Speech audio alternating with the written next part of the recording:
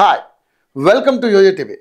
తెలంగాణ పాలిటిక్స్లో బీజేపీ నాయకులపై ప్రత్యేక చర్చ నడుస్తోంది. ఇందుకు కారణం బీజేపీ నాయకులంతా ఢిల్లీలో ప్రధాని నరేంద్ర మోదీతో భేటీ కావడమే. అయితే మహారాష్ట్రలో గెలుపు తర్వాత ఇక్కడ నేతలతో సమావేశం కావడం ఆసక్తికరంగా మారింది. అంతేకాకుండా మోడీ తర్వాత టార్గెట్ తెలంగాణనే అంటున్నారు. అయితే గత పార్లమెంట్ ఎన్నికల్లో బీజేపీ తెలంగాణలో అధికార కాంగ్రెస్కు సమానంగా 8 సీట్లను గెలుచుకుంది.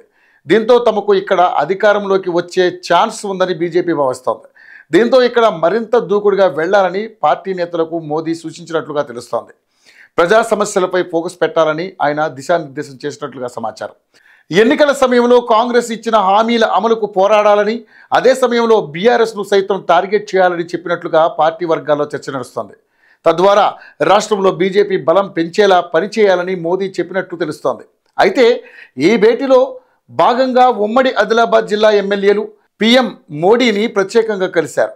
ప్రముఖ పుణ్యక్షేత్రం బాసర శ్రీ జ్ఞాన సరస్వతి అమ్మవారిని దర్శించుకోవడానికి రావాలని వారి ప్రధానిని కోరారు. అయితే ప్రధానిని ఆహ్వానించి రాష్ట్రంలో త్వరలో భారీ మీటింగ్ ఏర్పాటు చేయాలని బీజేపీ రాష్ట్ర నాయకత్వం భావిస్తున్నట్లుగా తెలుస్తోంది.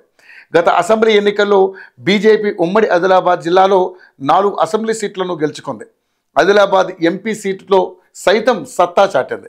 దీంతో ఇక్కడి నుంచి శంఖారావం పూరించాలని బీజేపీ నేతలు ప్లాన్ చేస్తున్నట్లుగా తెలుస్తోంది.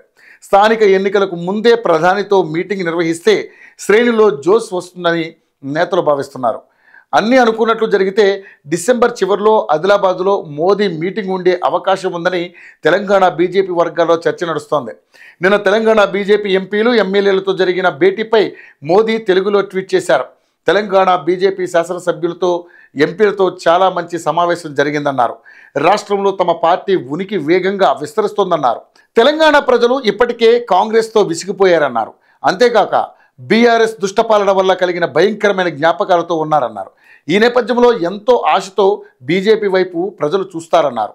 కాంగ్రెస్ బీఆర్ఎస్ల ప్రజా వ్యతిరేక విధానాలకు వ్యతిరేకంగా కమలం తన స్వరాన్ని గట్టిగా వినిపిస్తూనే ఉంటుందన్నారు.